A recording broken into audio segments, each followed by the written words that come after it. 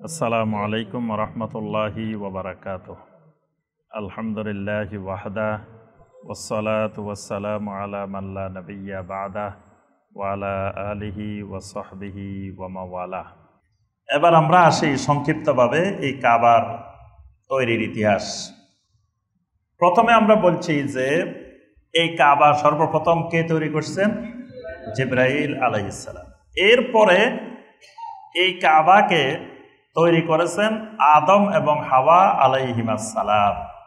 জিবরিল আলাইহিস সালাম এসে আদম আর হাওয়া আলাইহিমাস সালাম দুইজনকে দেখাই দিয়েছেন যে এই বাইতুল্লাহর সীমানা। জিবরিল আলাইহিস সালাম নিজে বাইতুল্লাহর সীমানা দেখাই দিয়েছেন যে এটা কাবায়ে মুশাররাফার সীমানা। এই সীমানার মধ্যে তোমরা দুইজনে মিলে আল্লাহর ঘরকে আবার পুনর্নির্মাণ করো। তারপরে তারা আবার পুনর্নির্মাণ করেছেন। এরপরে পুনর্নির্মাণ করেছেন শীস আলাইহিস সালাম। কাবাকে আবার পুনর্নির্মাণ করছেন শীস আলাইহিস সালাম। এরপরে আপনার নূহ আলাইহিস সালামের সময় এই কাবা আপনার ছিল বিদ্যমান। তো কোনো সিরাতের গ্রন্থে লেখা হয়েছে যে তখন নূহ আলাইহিস সালামের নৌকা, নূহ আলাইহিস সালামের কিস্তি 40 দিন পর্যন্ত এই কাবায় মুশাররাফার চারিদিকে ঘুরছে। খালি 40 দিন পর্যন্ত কাবার চারিদিকে নূহ আলাইহিস সালামের নৌকা ঘুরেছিল। আর কাবাটা তৈরি করা হয়েছে এমন এক জায়গায় চারিদিকে উঁচু উঁচু পাহাড়, এদিকে সাফা পাহাড়, এদিকে মারওয়া পাহাড়, তারপরে এদিকে জাবালে ওমর, এদিকে জাবালে আবু কুবাইস, মানে চতুর্দিকে বিশাল বিশাল পাহাড় আর পাহাড়। এই পাহাড়ের পানিগুলো, বৃষ্টির পানিগুলো সব এসে কাবার চতুর্দিকে জমা হইত। তো এই কারণে কাবার দেয়ালগুলো বেশি দিন স্থায়ী হতো না। কাবা তৈরি করার পরে এই বৃষ্টির পানিতে চতুর্দিক থেকে পানি এসে পানি জমে বাইতুল্লাহর মধ্যে অনেক সময় পানি থাকতো। এই কারণে দেয়ালগুলো কিছুদিন পর পর এগুলো সংস্কার করা লাগতো। তো এরপরে নূহ আলাইহিস সালামের পরে মাঝখানে আর সংস্কার হয় নাই। এরপরে আল্লাহ রাব্বুল আলামিন ইব্রাহিম এবং ইসমাইল আলাইহিমাস সালাম এই দুইজনকে আল্লাহ রাব্বুল আলামিন নির্দেশ দিয়েছেন বাইতুল্লাহর সংস্কার কাজ করার জন্য। তারা বাপ এবং ছেলে দুই নবী আলাইহিমাস সালাম দুইজনে মিলে আল্লাহর ঘরের মূল সংস্কার, মানে আল্লাহর ঘরের মূল বুনিয়াদ, মূল কাওয়ায়েদ এই দুই নবী তারাই মূলত বাইতুল্লাহর কাবায়ে মুশাররাফার এই সংস্কার কাজ, মৌলিক সংস্কার কাজ তারাই করেন। এরপরেও আরো কয়েকবার সংস্কার হয়েছে ইব্রাহিম আলাইহিস সালামের পরে। আমালেকা সম্প্রদায় তারা একবার এই সংস্কার করছে, জুরহুম সম্প্রদায় তারা করছে, উসাই ইবনে কেলাব এই কাবার সংস্কার করছে। এরপরের সংস্কার শুরু হয়েছে নবী সাল্লাল্লাহু আলাইহি সাল্লামের বয়স যখন 35 বছর, অর্থাৎ নবুয়তের 5 বছর আগে। এই সময় দুইটা বড় বড় ঘটনা ঘটে মক্কা মুকাররমার মধ্যে। একটা ঘটনা ঘটে আপনার বড় আকারে বন্যা হয়েছে, এমন বৃষ্টি হয়েছে চতুর্দিকে পাহাড়ি পানি এসে কাবার দেয়ালকে এমনভাবে আক্রমণ করছে, অনেকদিন পর্যন্ত এই বন্যার পানি আটকে ছিল। আটকে থাকাতে কাবার দেয়ালগুলো একেবারে দুর্বল হয়ে ভেঙে পড়ার উপক্রম হয়েছে। আরেকটা কারণ ছিল আপনার বর্তমানে কাবার যে দেয়াল, এটা হলো 14 মিটার উপরের দিকে, মানে মাথার থেকে কাবার যে দেয়ালের উচ্চতা এটা কয় মিটার? 14 মিটার বর্তমান। তখন এটা 14 মিটার ছিল না, তখন এটা আরো কম ছিল, আরো নিচু ছিল। তো এই দেয়াল টপকায় চোর ঢুকছিল ওই সময় মসজিদে হারামের এই বাইতুল্লাহর ভিতরে। চোর ঢুকে আপনার বাইতুল্লাহর ভিতরে সেই যুগেও, জাহেলি যুগেও অনেক মূল্যবান জিনিস এর ভিতরে রক্ষিত ছিল। এবং বাইতুল্লাহর ভিতরে নবী সাল্লাল্লাহু আলাইহি সাল্লামের সময়ও কিন্তু অনেক মূল্যবান সামগ্রী ছিল। এবং নবী সাল্লাল্লাহু আলাইহি সাল্লাম ইচ্ছা ব্যক্ত করছেন যে আমার মনে চায় বাইতুল্লাহর ভিতরে, কাবার ভিতরে রক্ষিত যে সম্পদ আছে এই সম্পদগুলা আমি নিয়ে আল্লাহর রাস্তায় খরচ করে দেওয়ার জন্য। কারণ এগুলো এখানে জমা করে রাখবে কেন? কিন্তু এখানে জমা ছিল। ওই সময় আপনার এইখান থেকে সম্পদগুলো চুরি হয়ে গেছে। কাবার ছাদ মানে দেয়াল টপকায় চোর ঢুকে এগুলা চুরি করে নিয়ে গেছে। এই দুইটা কারণে এখন মক্কা মুকাররমার যারা নেতা তারা সবাই চিন্তা করলো না, কাবা আবার সংস্কার করা দরকার, কাবাকে আবার পুনর্নির্মাণ করা দরকার। কারণ আর ইব্রাহিম আলাইহিস সালাম যে কাবা তৈরি করছেন এই কাবার কিন্তু ছাদ ছিল না। ইব্রাহিম আলাইহিস সালামের যে কাবা সেই কাবার কোনো ছাদ ছিল না, এটা শুধু চারপাশে 4টা দেয়াল, উপরে কিন্তু পুরাটা খালি ছিল, ছাদ ছিল না। এখন ওই কুরাইশের নেতারা চিন্তা করলেন যে এটা এইভাবে ছাদবিহীন রাখা যাবে না, এটাকে এখন আমরা নতুন করে সংস্কার করে এটাকে ছাদও দিতে হবে, ছাদ দিয়ে নতুন আঙ্গিকে আমরা এটাকে আবার পুনরায় পুনর্নির্মাণ করব। আচ্ছা, এটা নিয়ে সবাই আলোচনা পর্যালোচনা চলতেছে চলতেছে চলতেছে। এখন সবার মনে ভয়ও আছে আশাও আছে, ভয়ও আছে আশাও আছে। ভয়টা হলো এক জায়গায়, সেটা হলো এটা সংস্কার করতে হইলে আগে বাঁধতে হইব, বাঁধতে গেলে আবার কোন আযাব কোন গজব তাদের উপরে চলে আসে, এটা হলো মারাত্মক ভয়। যে আল্লাহর ঘরে হাত দেওয়া ভাঙ্গার জন্য, এই হাত কে দিবে, ভাঙবে তাকে। আর আশা হলো আল্লাহর ঘরকে সুন্দর করে সংরক্ষণ করলে আল্লাহ পাক খুশি হবেন, আল্লাহ তাদের প্রতি রহম করবেন, এটা তাদের অনেক বড় আশা ভরসা। আচ্ছা, এমন সময় আপনার মসজিদে হারামের দেয়ালে প্রতিদিন একটা বড় সাপ আসি রোদ পোহাইত, মানে পার্শ্ববর্তী কূপ থেকে এলাকা থেকে একটা সাপ বাইরে আসতো, বিশাল একটা সাপ। এই সাপটা এসে মসজিদে হারামের দেয়ালের উপরে উঠে রোদে রোদে বসে থাকে, এবং এই সাপের কাছে কেউ গেলে মারাত্মক আকারে পনা তোলে, মানে হিংস্র আকার ধারণ করে। ভয়ে কোনো লোক এখানে যেত না, তার কাছে যেত না। এই সাপে প্রতিদিন এইভাবে আসতো। এখন এরা এই সাপের অত্যাচারেও কিন্তু হারামের এখানে মানে এই দেয়ালের দ্বারের কাছে তারা যেতে পারত না। এখন কি করবে কি করবে, সাপ এটা মারারও পন্থা নাই, দৌড়ানেরও পন্থা নাই, কোনো অবস্থা নাই। একদিন হঠাৎ করে মক্কাবাসী দেখতে পেল যে আপনার সাপটা রোদ পোহাইতেছে, এমন সময় আকাশ থেকে একটা পাখি এসে ছো মেরে সাপটাকে ধরে আবার আকাশে নিয়ে গেছে। সুবহানাল্লাহ, মানে একটা পাখি এসে সাপ নিয়ে গেছে। এখন আরবেরা এবার নিশ্চিত বিশ্বাস ঢুকলো, আমরা যে কাজটা করার ইচ্ছা করছি আল্লাহ এটা কবুল করছেন। কবুল করার কারণে আল্লাহ আমাদের রাস্তা প্রশস্ত করে দিয়েছেন, সাপটা আমাদের চোখের সামনে এইভাবে পাখি এসে নিয়ে গেছে। সুতরাং এবার আর কাবা তৈরি করতে, কাবা সংস্কার করতে কোনো বাধা নাই। এবার সবাই একমত হইলো, তাহলে আমরা কাজ শুরু করে দিই। আচ্ছা, একদিন মিটিং ডাকলো, সবার সব গোত্রের নেতাদের মিটিং ডাকলো। সেই মিটিংয়ে সিদ্ধান্ত হলো যে আমরা কাবা সংস্কার করব, তবে কাবা সংস্কারের কাজে যে টাকা ব্যয় হবে, অর্থ ব্যয় হবে, এই অর্থগুলা হইতে হবে 100% হালাল, পবিত্র। মানে দেখেন, লোকগুলা খারাপ কিন্তু তাদের চিন্তাধারা যে আল্লাহর ঘরের ব্যাপারে চিন্তাধারা কত ভালো, যে আমরা হারাম খাইলে খাই, কিন্তু আল্লাহর ঘরে হারাম লাগানো যাবে না। দেখবেন যে অনেক মানুষ নিজে ডাকাত, নিজে খারাপ, কিন্তু চায় যে ছেলেটা ভালো হোক, ছেলে খারাপ হোক এটা চায় না, তার মতো হোক এটা চায় না, চায় যে আমার ছেলেটা ভালো হোক। দেখবেন যে অনেক খারাপ মানুষ ছেলেকে নিয়ে হেফজখানায় ভর্তি করায়, মাদ্রাসা ভর্তি করায়, সে চায় তার ছেলেটা আলেম হোক, ভালো মানুষ হোক। আমি খারাপ হইলে খারাপ, কিন্তু আমার ছেলেটা। জাহেলি যুগের মানুষ হইলো যে আমরা খারাপ, হারাম খাই ঠিক আছে, কিন্তু বাইতুল্লাহর মধ্যে হারাম লাগানো যাবে না। এখন তারা সিদ্ধান্ত নিল, এই বাইতুল্লাহ তৈরিতে যারা যে অর্থ দিবেন, সুদের কোনো অর্থ এখানে দেওয়া যাবে না। দেখেন, সুদ যে খারাপ তারাও জানে, কিন্তু তারাই দুনিয়ার শিরিক করে, দুনিয়ার বেদাত করে, দুনিয়ার কুফরি করে, কিন্তু সুদ যে খারাপ জিনিস, এটা হারাম, তারাও জানে। তারা ওখানে অঙ্গীকারনামা ব্যক্ত করছে যে বাইতুল্লাহ তৈরিতে কোনো সুদের অর্থ প্রদান করা যাবে না। তারপরে কোনো অবৈধ লেনদেন, কোনো হারাম অর্থ উপার্জিত এরকম কোনো সম্পদ এখানে দেওয়া যাবে না। তারপরে বিশেষ করে ওই সময়ে আপনার জেনা বেবিচারের ব্যবসা হতো, ওই ব্যবসার অর্থ এখানে দেওয়া যাবে না। মদের অর্থ এখানে দেওয়া যাবে না।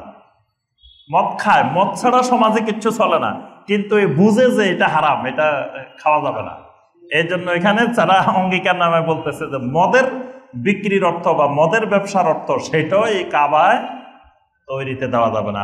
কোন ধরনের আপনার হারাম কোন অর্থ এই বাইতুল্লাহ সংস্কারে দেওয়া যাবে না। আচ্ছা, এই শর্তে রাজি হলো। এবার আবার ভাঙবে কে? মানে ওই যে আমাদের দেশে বলে না, বিড়ালের গলায় দিবে কে? কে প্রথম হাত দিবে? কেউ ভয়ে হাত দেয় না, অনেকদিন পর্যন্ত পড়ে আছে, টাকা পয়সাও জমা হয়েছে, সব হয়েছে, কিন্তু এটা ভাঙবে কে? কেউ হাত দেয় না ভয়ে প্রথমে। এখন একদিন ওই সময়ের সবচেয়ে বড় মুরব্বী, প্রবীণ মুরব্বী এবং খুব বিচক্ষণ মানুষ, সেই লোকের নাম হলো ওয়ালিদ ইবনে মুগীরা আল মাখজুমি। ওয়ালিদ ইবনে মুগীরা সবাইকে ডাকলো, ডাকে বললো, আচ্ছা তোমরা কাজ শুরু করতেছো না কেন? টাকা পয়সা দিলাম, সব দিলাম, তোমরা কাজ শুরু করো না কেন? বলতেছে যে প্রথম তো ভাঙতে হবে। কে ভাঙবে? শুরু করবে কে? তো বলে যে আচ্ছা তোমরা কি আল্লাহর ঘর ধ্বংস করতে চাও না আল্লাহর ঘরকে সংস্কার করতে চাও? বলে যে আমাদের উদ্দেশ্য তো সৎ, আমরা আল্লাহর ঘর সংস্কার করতে চাই। তো আল্লাহর ঘরের উপরে যারা হাত দিছে ধ্বংস করার জন্য, আল্লাহ তাদের উপরে গজব নাজিল করছেন, তো তোমরা তো ধ্বংস করার জন্য না।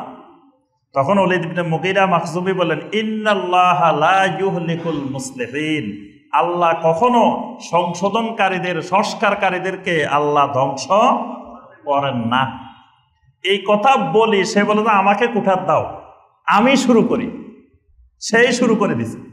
সবাই তাকায় রয়েছে, কয় সবাই চুপচাপ থাকো, দেখি তার কি হয়।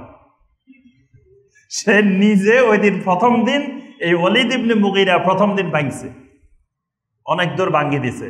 ভাঙ্গি কয় আজকে সবাই চুপচাপ থাকো, সবাই বাড়ি চলে যাও, কালকে সকাল পর্যন্ত দেখো তার অবস্থা কি হয়, তারপরে সিদ্ধান্ত হবে।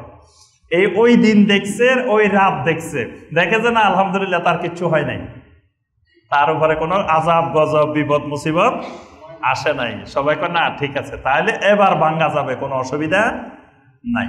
পরের দিন থেকে এবার সবাই মিলে ভাঙ্গা শুরু করছে। কিন্তু ভাঙতে গিয়ে দেখলো যে ভিতরে গিয়ে একটা পাথরের উপরে যখন আঘাত করলো, ওই পাথরটার আঘাতের সাথে সাথে পুরা মক্কা নগরী কেঁপে উঠছে। মানে একটা পাথরের উপরে ভিতরে আঘাত করার সাথে সাথে এই পাথরের সাথে পুরা মক্কা নগরীর সম্পর্ক, কানেকশন। এখন এটার উপর আঘাত করছে, পুরা মক্কা নগরী কাঁপে উঠছে। এখন আবার ভয় পেয়ে গেছে। তখন সবাই বললো যে শোনো, কাজ শুরু করছো ভালো কথা, কিন্তু একটা ত্রুটি রয়ে গেছে। সেটা হলো যে অংশ অংশ ভাগ করে দাও, যে এই হাজরা সোয়াদের এখান থেকে মুলতাজাম পর্যন্ত এটা করবে অমুক অমুক গোত্র, এখান থেকে রুকনে ইয়ামানি পর্যন্ত এটা করবে অমুক গোত্র, এখান দিয়ে এই গোত্র, এইভাবে চারিপাশ ভাগ করে দাও। তাহলে যে গোত্রের ভাগে যেটা পড়বে সেই গোত্র সেটার কাজ করবে। এইভাবে যদি সবার মধ্যে ভাগ করে দাও, তাহলে আল্লাহ সন্তুষ্ট হবেন, মানুষও কেউ নারাজ হবে না, আল্লাহ অসন্তুষ্ট হবেন না। তাহলে তোমাদের এই সংস্কারের কাজটা তাড়াতাড়ি হবে। সুবহানাল্লাহ। আচ্ছা, এইভাবে আবার ভাগ করে দেওয়া হলো। ভাগ করে দেওয়ার পরে সবাই সংস্কারের কাজ শুরু করছেন। শুরু করে করে আলহামদুলিল্লাহ এক পর্যায়ে গিয়ে তাদের সংস্কারের কাজ শেষ হয়েছে। এখন শেষ হওয়ার পরে আপনার বিশেষ করে ওই যে পশ্চিম পাশে, এই উত্তর পাশে যে একটা অংশ হাতিম, হাতিম মানে পরিত্যক্ত, হাতিম মানে পরিত্যক্ত, ওটাকে হাতিমে কাবা বলা হয়। যে অংশটার বাইরে দিয়ে আমরা তাওয়াফ করি, ওইটাও বাইতুল্লাহ, ওইটাও কাবা। ইব্রাহিম আলাইহিস সালামের কাবাটা ওই পর্যন্ত ছিল। এখন এটা কেন বাদ পড়ে গেল? বাদ পড়ার কারণ হলো ওই অংশে যাকে দায়িত্ব দেওয়া হয়েছিল, যে গোত্রকে, এই গোত্রের হালাল উৎস ছিল কম, এদের হারাম টাকা বেশি, হালাল টাকা কম। এখন এরা আপনার এই বাইতুল্লাহ সংস্কারের জন্য যে টাকা পাইছে, এই টাকা দিয়ে এদের আপনার সংকুলান হয়নি, এই টাকা দিয়ে এরা করতে পারে না। এই জন্য ওই বিশাল একটা অংশ এরা রেখে দিছে। বনু আদি গোত্র আরো একটা গোত্র ছিল, এরা মিলে ওই অংশ করার কথা, কিন্তু এই অংশের কাজ হালাল টাকার অভাবে, না, হালাল টাকার অভাবে এই অংশের কাজ বাকি রয়ে গেছে, এই অংশের কাজটা হয়নি। আর এমন সময় জেদ্দা বন্দরে রোমের একটা বিশাল জাহাজ নষ্ট হয়ে গেছে। এটার একবারে কোনো এটার ঠিক করার বা কাজ করার আর কোনো পন্থা নাই। তখন ওই কুরাইশের নেতারা গিয়ে ওই জাহাজটা কিনছে। ওই জাহাজের মালামাল দিয়ে কিন্তু কাবা তৈরি করা হয়েছে। এবং সাথে সাথে যেমন আল্লাহ পাক জাহাজের ব্যবস্থা করে দিয়েছেন, ওই জাহাজের সাথে রোমের একজন বড় কারিগর যার নাম ছিল বাকুম, তাকেও এই কুরাইশেরা পেয়ে গেছেন। মানে বড় এক মিস্ত্রি, বড় এক ইঞ্জিনিয়ার, তাকে এই বাকুম, সে রোম দেশীয় আপনার মিস্ত্রি বাকুম, তো জাহাজও কিনে নিছেন। পাশাপাশি ওই মিস্ত্রিটাকেও তারা বাইতুল্লাহ তৈরি করার জন্য, সংস্কারের জন্য নিয়ে আসছেন। এরপরে এনে কাজ শুরু করলেন। আলহামদুলিল্লাহ মোটামুটি তাদের কাজ শেষ, এবং ছাদও দিলেন তারা। ছাদের ভিতরে 6টা পিলার আছে। আপনার এই ছাদটার নিচে 6টা পিলারের উপরে, 6টা খাম্বার উপরে বাইতুল্লাহর এই ছাদটা করা আছে। তো এই সর্বপ্রথম এই কুরাইশেরা বাইতুল্লাহর ছাদ দিল, আগে ছাদ ছিল না। আচ্ছা, এখন সব শেষ, এখন পালা হলো হাজরে আসওয়াদটা কোন গোত্র কে স্থাপন করবে। মানে হাজরে আসওয়াদ যারা স্থাপন করবে তারা হবে বিশাল মর্যাদার অধিকারী, যে আমরাই হাজরে আসওয়াদ বাইতুল্লাহ স্থাপন করছি। এখন এই গোত্র বলে যে আমরা করব, এরা বলে আমরা করব, এরা বলে, সবাই দাবিদার হাজরে আসওয়াদ স্থাপন করা নিয়ে। এমন সময় সবাই যুদ্ধের প্রস্তুতি নিতেছে। কুরাইশরা যুদ্ধের প্রস্তুতি নিতেছে, বনু জাহরা যুদ্ধের প্রস্তুতি নিতেছে, তারপরে বনু আব্দুদ্দার তারা যুদ্ধের প্রস্তুতি নিতেছে, সবাই যুদ্ধের প্রস্তুতি নিতেছে। হাজরে আসওয়াদ নিয়ে যুদ্ধ শুরু হবে। মানে কেউ মানতে রাজি না, কেউ কাউকে দিতে রাজি না। এমন সময় আবু উমাইয়া আল মাখজুমি, আবু উমাইয়া আল মাখজুমি তিনি উঠে বললেন, শোনো, আমার কাছে একটা সমাধান। তিনি এই সমাধানটা তার অন্তরের ভিতরে গভীরভাবে মনে হচ্ছিল। তিনি বললেন যে আমি একটা সমাধান দিচ্ছি, আগামীকাল সকালবেলায় সর্বপ্রথম যিনি বাইতুল্লাহ প্রবেশ করবে তিনি এটার সমাধান দিবে। এখন নবী সাল্লাল্লাহু আলাইহি ওয়াসাল্লাম কিন্তু জানেন না যে কালকে সকালে প্রথম ঢুকলে তিনি এটা সমাধান দিবেন, এটা নবী সাল্লাল্লাহু আলাইহি ওয়াসাল্লাম জানেন না। কিন্তু যখনই আপনার এটার উপরে সবাই একমত লোক, আচ্ছা ঠিক আছে, কালকে সকালে যিনি প্রথম ঢুকবেন তিনি সমাধান দিবেন। সকালবেলা সবাই তাকিয়ে আছেন কে ঢুকে প্রথমে। দেখলেন যে আল্লাহ রাসূল সাল্লাল্লাহু আলাইহি সাল্লাম প্রথম এই হারামের মধ্যে, মসজিদের কাবায় মুশাররফার মধ্যে ঢুকতেছেন। তখন নবী সাল্লাল্লাহু আলাইহি সাল্লামকে দেখেই সবাই চিৎকার দিয়ে উঠল, হাজা আল আমিন, রাদিনা রাদিনা, হাজা মুহাম্মদ, সুবহানাল্লাহ। সবাই এক বাক্যে বলে উঠলো, হাজা আল আমিন, এই তো আমাদের আল আমিন এসে গেছে, সুবহানাল্লাহ। রাদিনা, আমরা তার উপরে সন্তুষ্ট হয়ে গেলাম, সেই যে ফয়সালা দেয় আমরা সেটা মানি। হাজা মুহাম্মদ, এই তো আমাদের লিডার, আমাদের নেতা মুহাম্মদ, সুবহানাল্লাহ। নবী সাল্লাল্লাহু আলাইহি ওয়াসাল্লামের নবুয়তের আগে পুরা মক্কাবাসী আল্লাহ রাসূল সাল্লাল্লাহু আলাইহি ওয়াসাল্লামকে আল আমিন বলে ডাকতেন, এবং নবী সাল্লাল্লাহু আলাইহি ওয়াসাল্লামকে তাদের একমাত্র গ্রহণযোগ্য নেতা হিসাবে মেনে নিছেন, সুবহানাল্লাহ। এখন নবী সাল্লাল্লাহু আলাইহি ওয়াসাল্লাম বললেন, আচ্ছা ঠিক আছে, আমার উপরে যেহেতু এই দায়িত্ব আসছে, তাহলে আসেন। নবী সাল্লাল্লাহু আলাইহি ওয়াসাল্লাম একটা কাপড় বিছাইলেন, বিছাই বললেন হাজরা আসওয়াদকে এটার উপরে রাখলেন, রেখে বললেন যে আপনারা সবাই ধরেন, এটা যত গোত্র আছেন সব গোত্রের একজন প্রতিনিধি এটাকে ধরেন। সবাই মিলে ধরল, আল্লাহ রাসূল সাল্লাল্লাহু আলাইহি ওয়াসাল্লাম নিয়ে এটাকে এই হাজরা আসওয়াদ যেখানে আছে এখানে স্থাপন করে দিলেন, সুবহানাল্লাহ। এর মাধ্যমে এই যে গোত্রগুলো যুদ্ধ করার জন্য প্রস্তুতি নিচ্ছিল, মারামারি খুনাখুনি করার প্রস্তুতি নিচ্ছিল, আল্লাহ রাব্বুল আলামিন এই মহা ভয়ঙ্কর বিপর্যয় থেকে মক্কাবাসীকে আল্লাহ পাক উদ্ধার করলেন। কারণ এটার সমাধান না হইলে তারা কিন্তু ভীষণ বিপদ আপদের ভয়াবহ যুদ্ধের দিকে ধাবিত হইতেন। এই জন্য আল্লাহ পাক সূরা তাওবার 128 নম্বর আয়াতে আল্লাহ সুবহানাহু ওয়া তাআলা বলছেন, লাকাদ জাআকুম রাসূলুম মিন আনফুসিকুম আসিসুন আলাইহি মা আনিতুম হারিসুন আলাইকুম বিল মুমিনিনা রাউফুর রহিম। আমার নবী হলেন বিল মুমিনিনা রাউফুর রহিম, মুমিনদের প্রতি তিনি রাউফুর রহিম। রাউফুর রহিম আল্লাহর সিফাত, কিন্তু আল্লাহ সুবহানাহু ওয়া তাআলার এই সিফাতটা নবী সাল্লাল্লাহু আলাইহি ওয়াসাল্লামের শানে এখানে আল্লাহ পাক ব্যবহার করছেন। অর্থাৎ তিনি পৃথিবীর মানুষের কষ্ট হবে, দুঃখ হবে, ব্যথা পাবে, এটা আমার নবী সহ্য করেন না। এজন্য আমার নবী হলেন রাউফুর রহিম, মহা স্নেহশীল, মহা দয়ালু। আল্লাহ পাক এই রহমতের মাধ্যমেই এই কাবা সংস্কারের কাজে এদেরকে এই যুদ্ধ থেকে, রক্তক্ষয়ী সংঘর্ষ থেকে আল্লাহ রাব্বুল আলামিন হেফাজত করলেন। আচ্ছা, এই কাবা যেটা তৈরি করা হলো, এই কাবাকে মানে নবী সাল্লাল্লাহু আলাইহি ওয়াসাল্লামের নবুয়তের 5 বছর আগে এটা সংস্কার করা হয়েছে। আল্লাহ রসুল সাল্লাল্লাহু আলাইহি ওয়াসাল্লাম মক্কা বিজয় করলেন। মক্কা মুকাররমা, কাবায় মুশাররফা নবী সাল্লাল্লাহু আলাইহি ওয়াসাল্লামের নিয়ন্ত্রণে আসলো। আসার পরেও নবী সাল্লাল্লাহু আলাইহি ওয়াসাল্লাম কাবা যেভাবে ছিল সেভাবে রেখেছেন, অর্থাৎ কুরাইশরা যেভাবে নির্মাণ করছেন ওইভাবেই রেখেছেন। তবে নবী সাল্লাল্লাহু আলাইহি ওয়াসাল্লাম আম্মাজান আয়েশা রাদিয়াল্লাহু তাআলা আনহার কাছে কিছু আশা ব্যক্ত করেছেন। প্রথমে নবী সাল্লাল্লাহু আলাইহি ওয়াসাল্লাম বলছেন যে আমার মনে চায় এই বাইতুল্লাহর হাতিমের যে অংশটা আছে এটাকে আমি কাবার ভিতরে ইব্রাহিমী কাবার মতো আবার করার জন্য, অর্থাৎ এই আপনার হাতিমটাকে কাবার ভিতরে ঢুকাই নেওয়ার জন্য।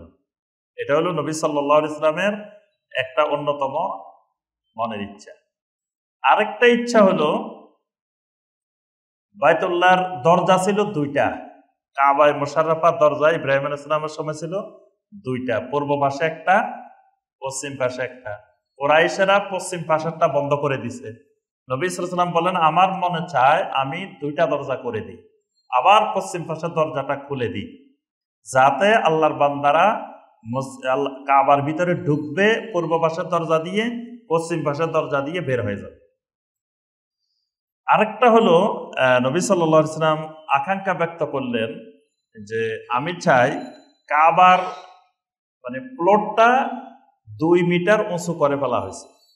আপনার বর্তমানে মাতাব থেকে কাবার যেই প্লটটা মানে দরজা যে বরাবর, কাবার প্লটটা কিন্তু ওই বরাবর, এটা 2 মিটার উপরে। নবী সাল্লাল্লাহু আলাইহি ওয়াসাল্লাম বলেন আমার আকাঙ্ক্ষা যে এটাকে সমান করে ফেলা, এটাকে মাটির সমান করে ফেলা, এটা এভাবে উঁচু রাখা না, মানে ইব্রাহিম আলাইহিস সালামের কাবাটা যেরকম ছিল সেরকম করা। তবে নবী সাল্লাল্লাহু আলাইহি ওয়াসাল্লাম আম্মা জান আয়েশাকে বলতেছেন তোমার কাউম যদি নব মুসলিম না হইতো তাহলে আমি এই কাজটা করতাম। তোমার কাউম যদি মানে কুরাইশরা এরা যদি নব মুসলিম না হইতো, নব মুসলিম কেন বলছেন? কারণ এরা ইসলাম গ্রহণ করছেন মক্কা বিজয়ের পরে, শেষ দিকে। তারা এখনো ইসলাম ওইভাবে বুঝে নাই, যেভাবে দিন বুঝার দরকার। মানে নবুয়তের প্রথম দিকে যে সাহাবীরা ইসলাম গ্রহণ করছেন ওই সাহাবীরা যেভাবে দিন বুঝছেন, মক্কা বিজয়ের পরে যারা ইসলাম গ্রহণ করছেন তারা তো ওইভাবে দিন বুঝেন নাই। এরা তো দীর্ঘ 20 বছর নবী সাল্লাল্লাহু আলাইহি সাল্লামের সাথে প্রশিক্ষণপ্রাপ্ত সাহাবী, আর এরা তো হলো মাত্র মক্কা বিজয়ের পরে। এজন্য মক্কা বিজয়ের পরের সাহাবীদের সুন্দর একটা ঘটনা আছে যে হুনাইনের যুদ্ধে যাওয়ার সময় নবী সাল্লাল্লাহু আলাইহি সাল্লাম যখন এই নতুন মুসলমান এদেরকে নিয়ে হুনাইনের যুদ্ধে যাচ্ছিলেন, যাওয়ার সময় কিছুদূর যাওয়ার পরে একটা গাছ দেখা গেল, জাতু আনওয়াত। এই গাছের মধ্যে সুতা লটকানো, তলোয়ার লটকানো, তারপরে মানে এটা হলো শিরকের আড্ডাখানা। জাহিলি যুগের লোকেরা ওইখানে যায় সুতা বাঁধতো, তলোয়ার লটকাইতো, বিভিন্ন রকমের মান্যত করতো এই গাছের কাছে যাইতে। তো এই নতুন মুসলমানেরা নবী সাল্লাল্লাহু আলাইহি ওয়াসাল্লামকে বলতেছেন এজআল লানা জাতা আনওয়াত কামা লাহুম জাতু আনওয়াত, যে আরবের মুশরিকদের কাফেরদের যেমন একটা জাতু আনওয়াত গাছ আছে, আমাদের জন্য এরকম একটা গাছ বানাই দেন। তাদের যেরকম একটা গাছ আছে আমাদের জন্য এরকম একটা গাছ বানান। এইটা হলো শিরকি গাছ, আমাদেরটা হলো ইসলামী গাছ। যেমন দেখবেন এখন কাফেররা কিছু বানাইলে মুসলমানেরাও বানাই ফেলায়, ওই সালে শুধু ইসলামী লাগাই দেয়, শুধু নামটা কি লাগাই দেয়, ইসলামী লাগাই দেয়, মানে ওই এটার প্রতিদ্বন্দ্বিতা। এই জন্য ইসলামে এটা জায়েজ নাই যে কাফেররা কিছু বানাইলে সেটার বিকল্প মুসলমান আবার ইসলামী বানাইতে হবে। এটা তো হলো ওই নব মুসলিমদের মতো যে শিরকি গাছের পরিবর্তে বলতেছে যে তাদের যেমন জাতে আনওয়াত আছে আমাদেরও এরকম একটা গাছ বানাই দেন। তখন নবী সাল্লাল্লাহু আলাইহি ওয়াসাল্লাম বললেন কি আশ্চর্য কথা, তোমাদেরকে দেখতেছি সে বনি ইসরাইলের মতো। বনি ইসরাইলেরা মুসা আলাইহিস সালামকে বলছিল যে এজআল লানা ইলাহান কামা লাহুম আলিহা, এদের যেমন অনেক মাবুদ আছে আমাদের ওইরকম মাবুদ বানাই দেন। তোমরাও দেখি একই রকম বলতেছ। অর্থাৎ এই যে মক্কা বিজয়ের পরে যে মানুষগুলো ইসলাম গ্রহণ করছেন, এরা তো ওই 20 বছরের নবী সাল্লাল্লাহু আলাইহি ওয়াসাল্লামের তালিম, তারবিয়ত, তাসকিয়া পান নাই। এই জন্য আল্লাহ রাসূল সাল্লাল্লাহু আলাইহি ওয়াসাল্লাম বললেন, আমি যদি এখন এই কাবা ভেঙ্গে আবার ইব্রাহিমী কাবায় নিয়ে যাই, এই নবমুসলিমেরা বুঝতে পারবে না, তাদের মনে খটকার সৃষ্টি হবে। তারা বলবে, দেখো কাবা ধ্বংস করে দিচ্ছে, কাবা নষ্ট করে ফেলছে। এই জন্য কিন্তু আল্লাহ রাসূল সাল্লাল্লাহু আলাইহি ওয়াসাল্লাম এই কাবার সংস্কারের কাজে আর হাত দেন নাই।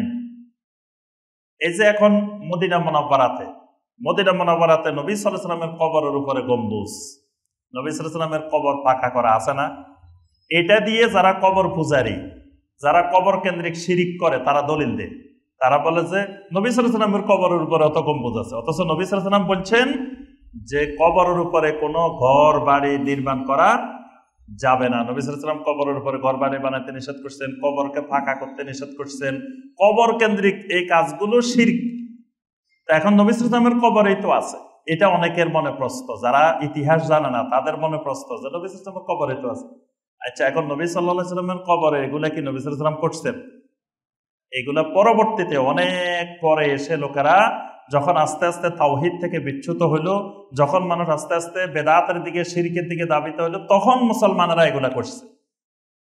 আচ্ছা, করার পরে এখন যখন পুরা এই মামলাকাতুল আরাবিয়াতুস সাউদিয়া থেকে সকল শিরক যখন উৎখাত করা হইলো, তখন এগুলা সংস্কার করা হইলো না কেন, মানে এগুলা ভাঙ্গা হইলো না কেন? একই জবাব। এটা ভাঙ্গার ব্যাপারে তৎকালীন যত ওলামা ছিলেন, ওলামায়ে কেরাম ছিলেন সৌদি আরবের, সকল ওলামায়ে কেরামদেরকে নিয়ে শুরার বৈঠক হয়েছে যে আমরা তো সব শিরিক, সব কবর, সব এরকম যা ছিল, বাকি কবরস্থানে এরকম শত শত মাজার ছিল, সব ভেঙ্গে সমান করা হয়েছে। আজকে দেখবেন যে এখন কিচ্ছু নাই, কোনো অস্তিত্ব নাই। সেখানে ইমাম মালিকের মাজার ছিল, ফাতেমা রাদিয়াল্লাহু তাআলার মাজার ছিল, তারপরে অনেক সাহাবীদের, বড় বড় সাহাবীদের সেখানে মাজার ছিল, সব ভেঙ্গে সমান করা হয়েছে। তারপরে আরো যত জায়গায় যা ছিল শিরকের আস্তানা, সব ভাঙ্গা হয়েছে।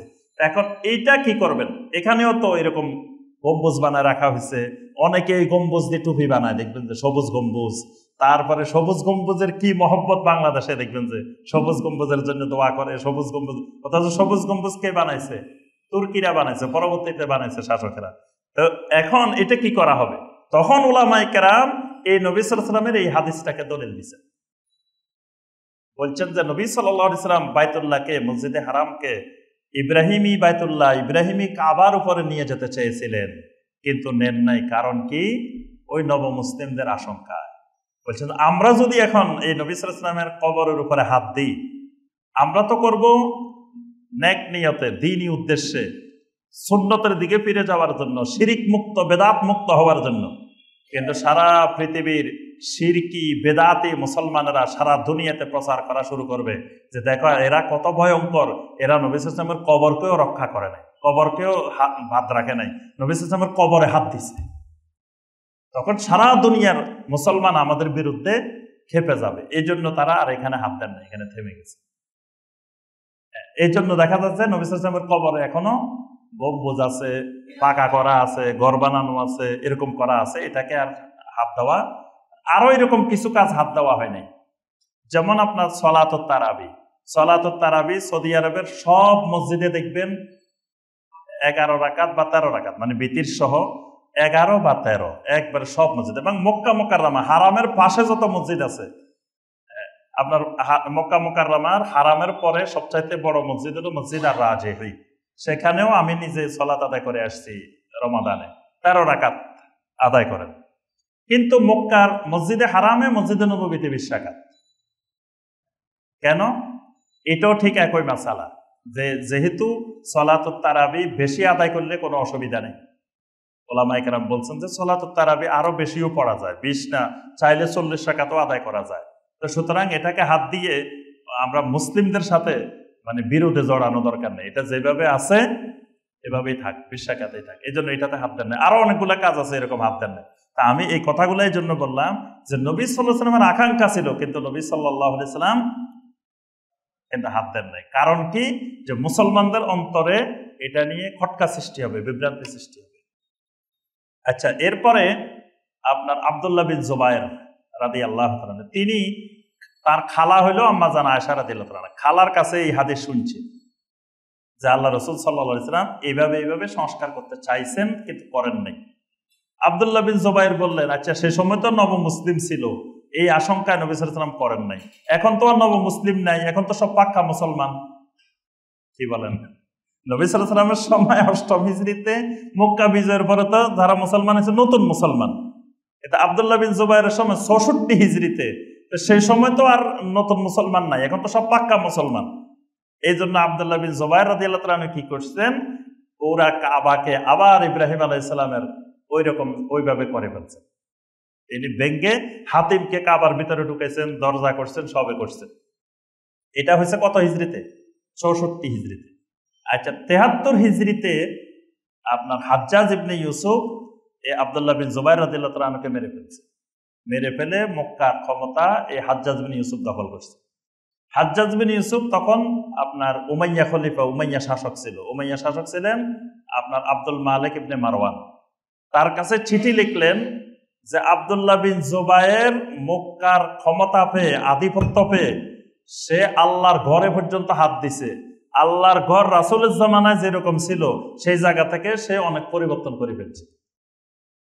এখন আব্দুল মালিক বিন মারওয়ানের কাছে ওই হাদিস জানা ছিল না যে নবী সাল্লাল্লাহু আলাইহি ওয়াসাল্লাম এই আকাঙ্ক্ষা ব্যক্ত করছিলেন, জানা ছিল না।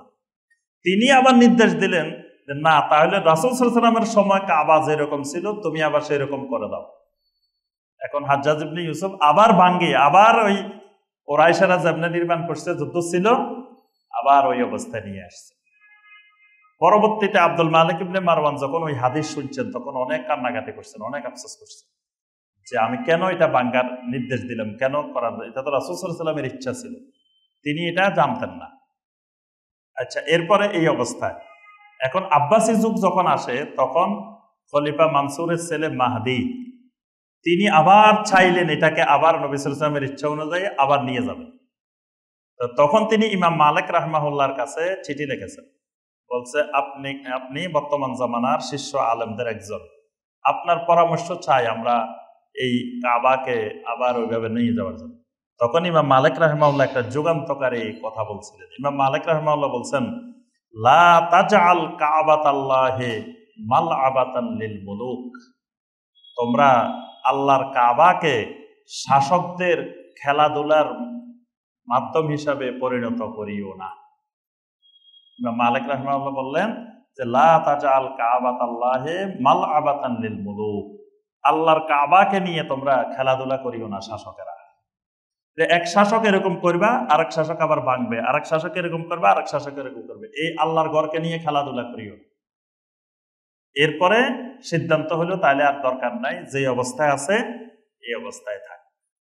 এই আমরা বর্তমানে যে কাবায় মুশাররাফা দেখি, এটা ওই সর্বশেষ হাজ্জাজ ইবনে ইউসুফ যেভাবে নির্মাণ করছেন ওই নির্মাণের উপরে পরবর্তীতে শুধু শাসকেরা মানে গিলাপ পরিবর্তন করছেন, তারপরে কিছু রং করছেন, কিছু বিভিন্ন সংস্কার কাজ করছেন, কিন্তু মূল ভিত্তি ওই হাজ্জাজ বিন ইউসুফ যেই ভিত্তির উপরে যেভাবে করে গেছেন বর্তমান পর্যন্ত ওইভাবেই আছে। আচ্ছা কাবায় মুশাররাফার একটু আয়তন, দৈর্ঘ্য, প্রস্থ এগুলো সম্পর্কে আমরা একটু জানি।